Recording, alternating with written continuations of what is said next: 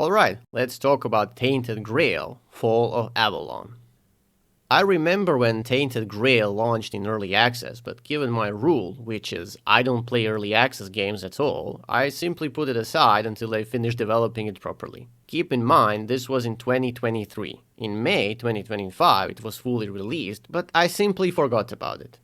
I mean, 2 years of early access can do that to you. Well, now, with the release of Sanctuary of Sarah's DLC, which came out in December 2025, finally the time has come to check it out. For the reference, I have played this game for around 80 hours or so as a magic user, completed most of the side quests, and discovered almost all locations. I was level 78 and I played the game on normal. The review will be divided in several sections, just like I always do it.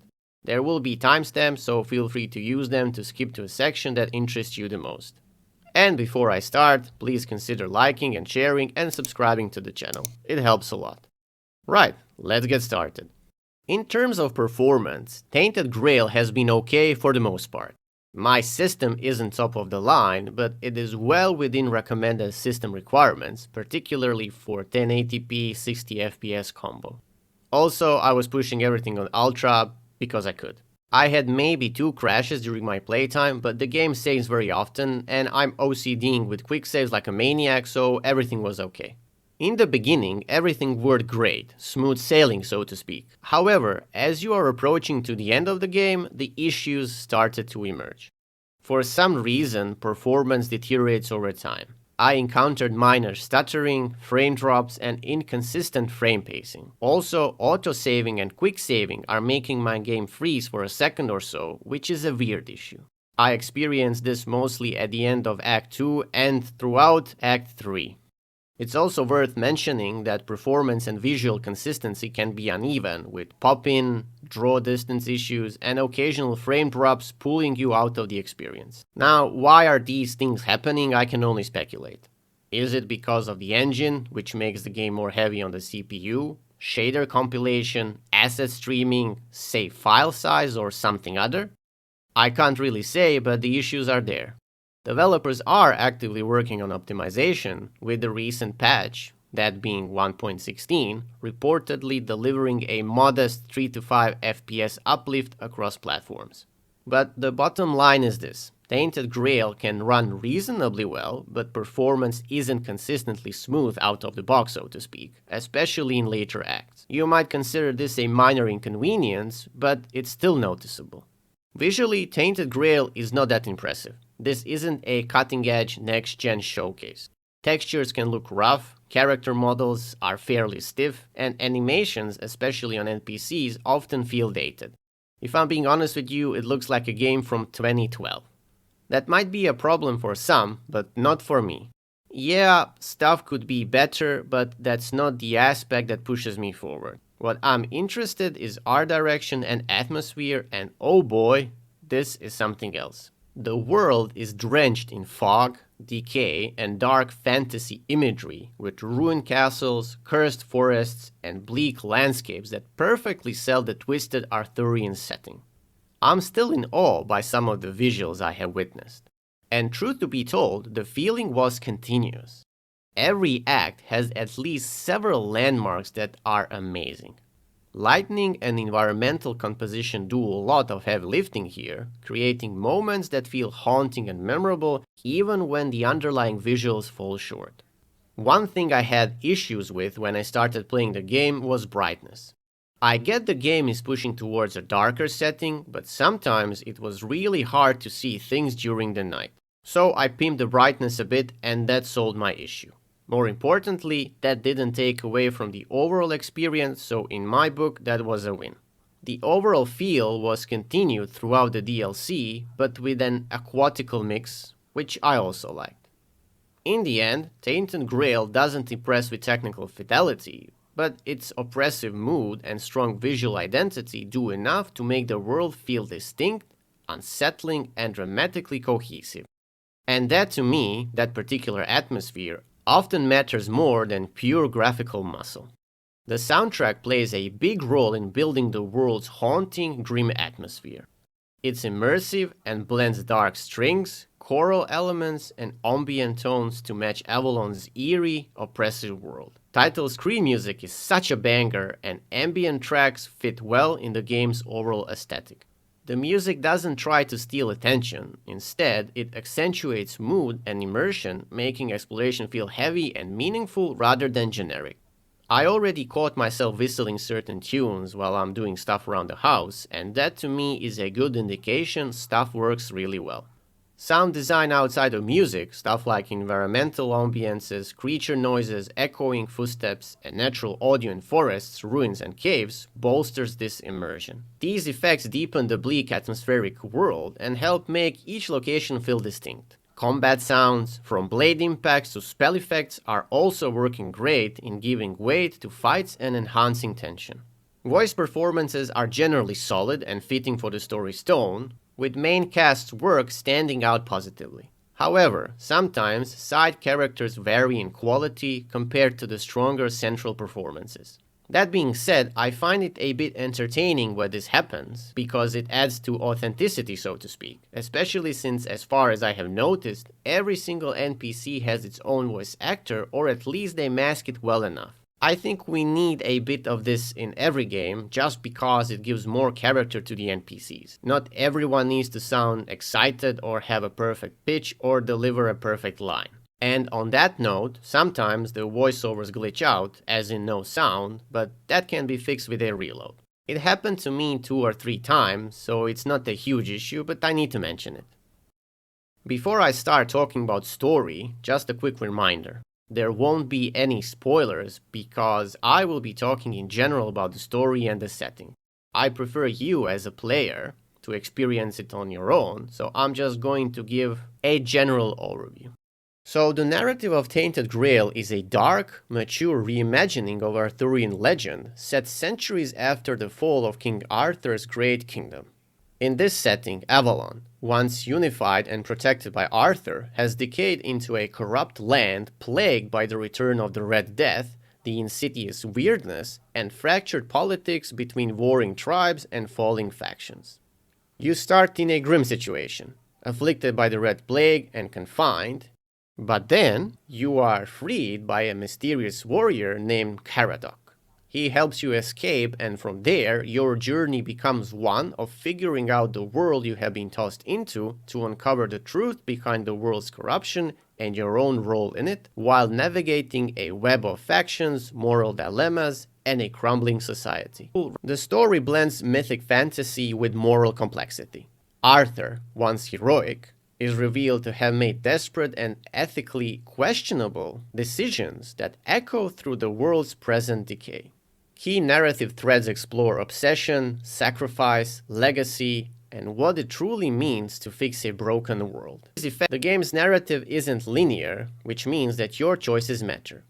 Decisions not only influence how individual quests unfold, but also shape major story beats and faction relationships, leading to multiple endings that reflect your moral stance and what you believe Avalon's future should be. And when you are done with everything, you get a nice endgame slideshow detailing all the things that you contributed to. The storytelling is rich and has a branching element. It has deep lore and moral weight, which I enjoy, as well as the freedom and consequences attached to your choices. I mean, as soon as you exit the prologue area, the game immediately puts a very tough choice in front of you, and that made me spend a good 15 minutes pondering what to do and how to approach things, and to me, that's exactly what makes the game great. Overall, good story and lore, I really enjoyed it a lot. Now comes the time to talk about gameplay, and this is basically what I'm interested in most in this game. So I'm gonna split it in several segments in order to give a proper overview. Character creator is fairly simple. I didn't spend a lot of time in it due to the fact I was playing the game in first person mode. So if you wanted some flashy options, like for example in Cyberpunk to define the size of your penis, you won't find these things here. I'd say it serves its purpose and that's about it. Good enough. Character screen offers all kinds of info and that's something I like. You can see your statuses, your attributes, and all the bonuses. Pretty good if you ask me. Next section is all about skill trees. There are several of them. Some of them are your regular ones where you dump your talents in order to make your build online, whereas the other ones are more special and story related. The regular ones are divided by their corresponding attributes, so you have an idea what they are designed for and how to utilize them properly. Just on the first glance, you can figure out several builds to choose from, but overall I'd say you can have around 5, maybe 6 archetypes, and then maybe a couple of sub-specializations if you so desire. One important thing to say here is that the game doesn't really have a level cap. I managed to get to level 78, and that can go even higher when you engage with New Game Plus. Pretty much endless fun, but also endless build potential. You can master all of the skills and then change stuff on the fly while retaining your core playstyle. Finally, you have the journal segment, which is pretty much general info about characters, lore, monsters, so pretty self-explanatory. I mentioned before that I was playing as a mage, so all of the things that I'm going to say here are coming from a magic user perspective. I have a very limited experience with melee since I was actively trying to play as a caster, so keep this in mind. That being said, what is combat like in Tainted Grail? Well, combat sits somewhere between classic first-person RPG systems like Oblivion and Skyrim and a more deliberate stamina-based action style. It isn't about fast combos or ultra-responsive hack and slash. Instead, it leans into tactical pacing, timing, and resource management. Every swing, block, or dodge carries weight and consequences. With the addition of dash, it really elevates the combat to another level. This gives it even more dynamic and to a certain degree a strategic element. However, the dash mechanic also gimps melee combat, especially parrying in particular. It can feel tight and sometimes inconsistent, so I always prefer dodging because it reliably gets you out of harm's way. Speaking of dashing, I have to point out that some enemies can dash so far that it borderline feels like they are teleporting right in your face. It can feel frustrating, especially if you misjudge the distance covered, not because you made a bad decision, but simply because you had no idea that they can actually do that. I found myself chain dashing just to avoid being slapped in the face. I also have to report that there is this overarching feeling of clunkiness or sluggishness, as if your character is fighting through some kind of resistance. Attacks can feel heavy, but sometimes they are not responsive, which makes precise movement and timing a bit harder. It's difficult to describe it, but the feeling is there. Thing is, as a magic user, you don't really notice it, so I guess that's a win, but in the beginning, it was there. As a magic user, combat is wildly different in comparison with the melee stuff. If you are going full caster like I am, you pretty much don't need any melee combat at all, and you don't see any of it from your perspective. The only thing that you use is dash, but that's normal since it's basically an evasion tool.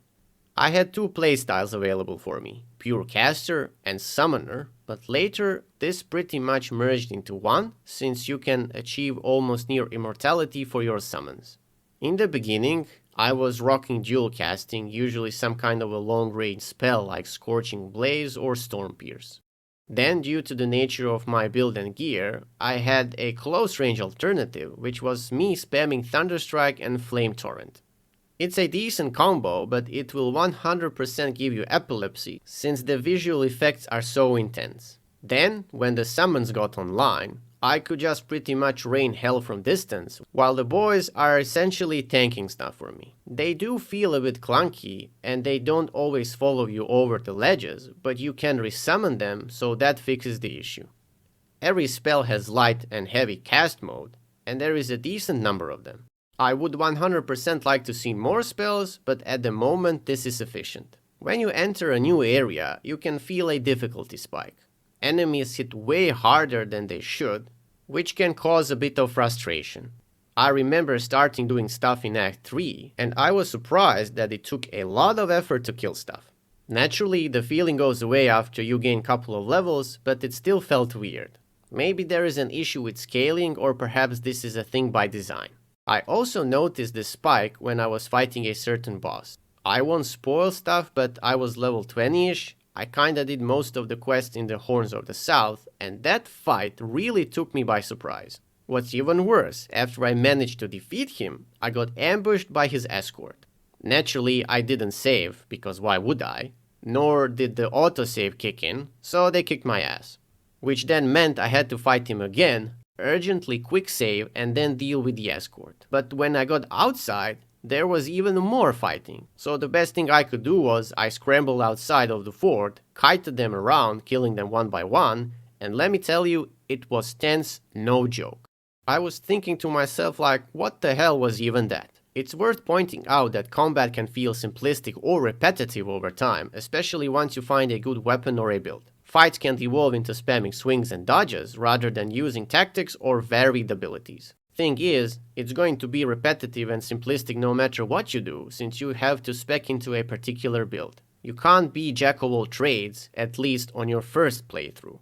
You gotta pick an archetype and you gotta stick with it. So to summarize, I would say that the combat is not instantly smooth like in a AAA action RPG, but if you enjoy pacing, resource management, and gradual mastery, it offers a satisfying and strategic experience that rewards investment. Exploration is a center pillar of Tainted Grail. The world is broken into distinct regions and biomes, and it's designed to reward curiosity and immersion rather than simply guiding you from point A to point B. Avalon's environments range from eerie forests and abandoned villages to rugged mountains and hidden caves, each with its own identity and lore-rich details that make discovery feel meaningful and atmospheric.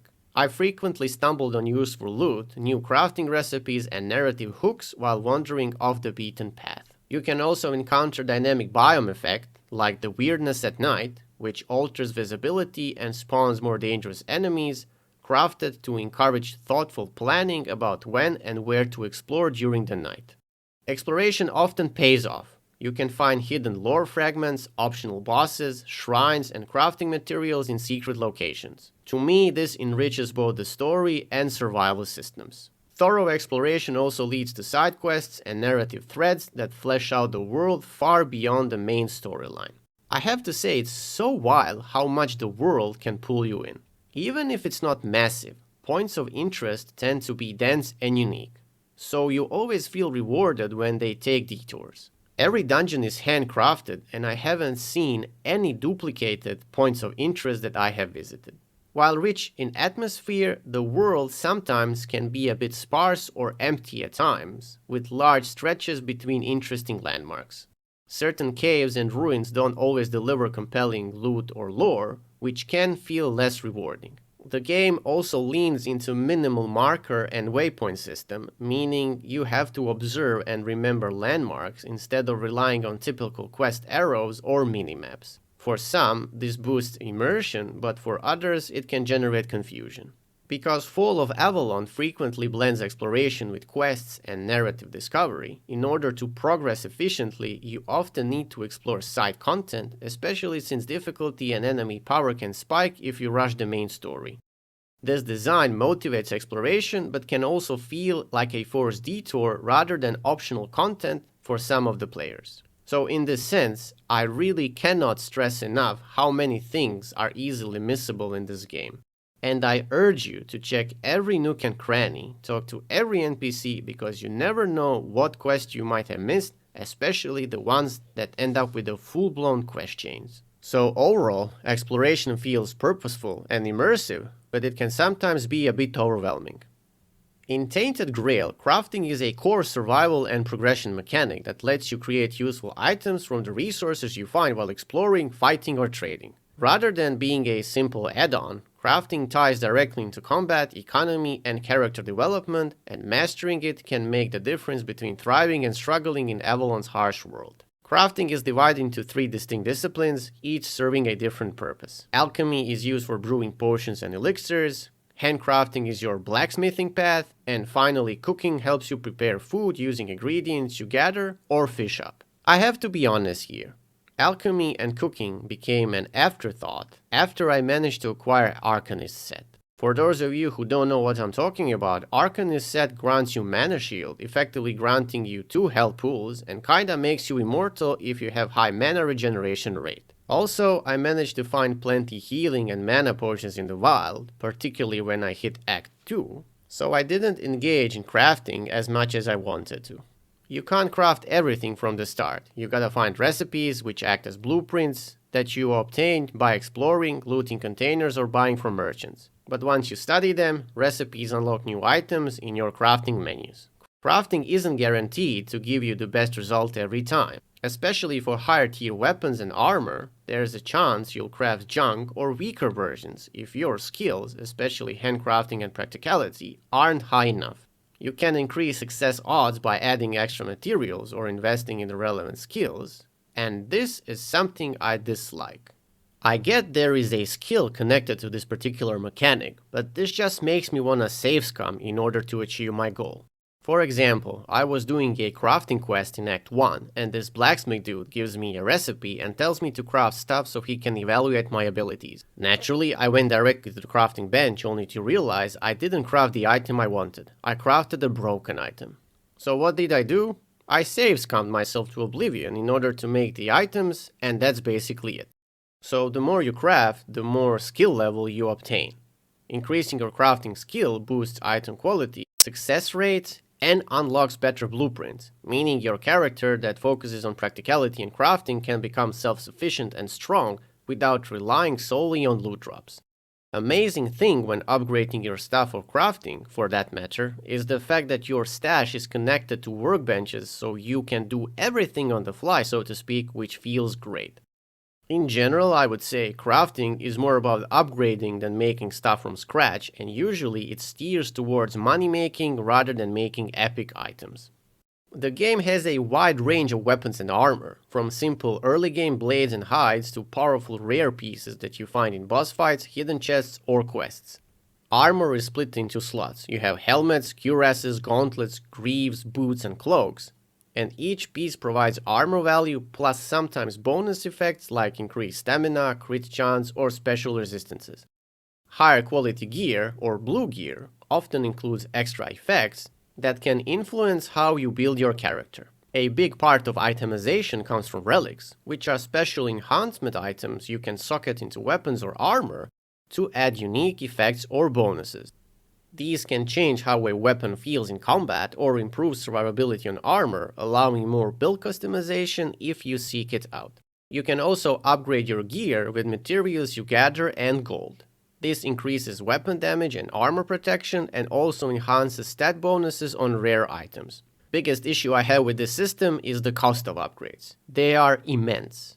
I tried upgrading everything to level 10 on my playthrough, but yeah, this ain't happening anytime soon unless I go deeper into economy in order to grind for gold or exploit crafting system for, again, gold. Because gold seems to be the biggest bottleneck when it comes to upgrading your stuff. One amazing thing that game has is a transmogrification system, which lets you change your appearance or gear without changing stats, so you can keep the best stats but choose how your character looks. I cannot stress enough how amazing this is, and every single game should do this. I don't know if I can push this into the itemization segment, but inventory management can be a bit of a pain, particularly dealing with the weight management, but only in the beginning. Speaking of management, in Tainted Grail, it's all about gold. You earn it by completing quests, selling loot, and crafted items. As far as I can see, the only way you can generate money without heavily going into crafting is to sell everything you pick up, but only after you invest at least 5 points in practicality. You don't really need a lot of cash in the beginning, and you most certainly don't need points in practicality early on, but after you reach somewhere around mid to end of Act 2, it's time to allocate points in order to boost your sell value. Now, there are ways to generate decent sums of gold, one being buying all the ingredients from the merchant, making whatever you can from the same ingredients, and then at the end selling it back. It works because merchants refresh their stock after resting, as well having infinite money pool, meaning you can just keep selling your stuff to no end. The only issue with the economy is that it can barely provide you enough money without exploits and heavy investment into practicality to fully upgrade your items, since that stuff costs way too much. Overall, the economy plays a supportive role in Tainted Grail. It isn't stimulated on a world level, but it does reward smart trading, crafting and resource management. There are some other aspects of the game that I cannot really put in any of the previous sections, so I feel it would be nice to mention them here. First one is ability to empower your campfire, which then gives it all kinds of cool features like fast traveling or stash access. I think this greatly helps with both inventory management and economy, but you cannot use it in dungeons. This isn't a huge problem because most of them aren't that big, but in the second area there are two huge ones and my god, going through them was a bit of a pain. Normally, a normal person wouldn't loot everything from the enemies, but I'm not normal. Also, since economy is dependent on the loot you gather, it was a bummer that I couldn't access my stash. I don't need to fast travel from it just to access the stash. But because I couldn't, in order to exit the dungeon, I had to walk while I was over encumbered, and that didn't feel really good. So maybe for these two dungeons, just enable us to set up a campfire in order to access stash only. Then you have the horses. I really didn't use the horse at all. I kind of stumbled on the free horse in the second area, but I never had the need to use it. I was just going on foot, and to be honest, I didn't mind doing this at all. Same thing goes for Spyglass and Sketchbook. I only view them as a gimmick and nothing more. I used it maybe once or twice, and I concluded they add nothing to my overall experience, and I just moved on. Looting enemies can be a pain when they die in tall grass. I know tall grass looks cool, and I agree, but I can't see the corpses, so I'm fumbling around like a headless chicken in order to pick stuff up. Oddly enough, the loot indicator is present in the DLC area, so maybe in the future updates it could be introduced for the rest of the game. It would be very helpful. Also, I wish there was a UI element on the map when in town, indicating the entrances to various homes and buildings. Sometimes the quests don't really indicate there is a follow-up, and I kinda wanna check on the NPCs, but I keep forgetting where they live. This way, you would just open the map to see where they live, where is the entrance to their dwelling, and voila, you know where to go. But instead I just kept losing time in order to identify where the damn home the NPC lives is. Another activity I completely ignored was the fishing. I don't really understand what's the purpose for it other than to make food and maybe sell it. Maybe I missed something along the way, but that's my general opinion, or my general feeling, so to speak. It's not something I would do in order to generate profit, so I just abandoned it forever. There is romance in the game, from a certain point of view, but from my experience, it's more of a one-night stand, and that's about it. I mean, it is there, but to me, it's very superficial. I'm more into romance on the level of KCD2 or Cyberpunk. That being said, I don't think this game really cares about these things, and that's completely fine because it aligns nicely with the whole setting. So if you didn't romance anybody, you didn't really miss a lot. The game also offers player housing. However, given the fact that you can access your stash using Campfire, I really didn't have the need to buy myself a house. Additionally, they are very expensive, particularly if you're trying to save money to upgrade your stuff. But also, entering a house is essentially another loading screen.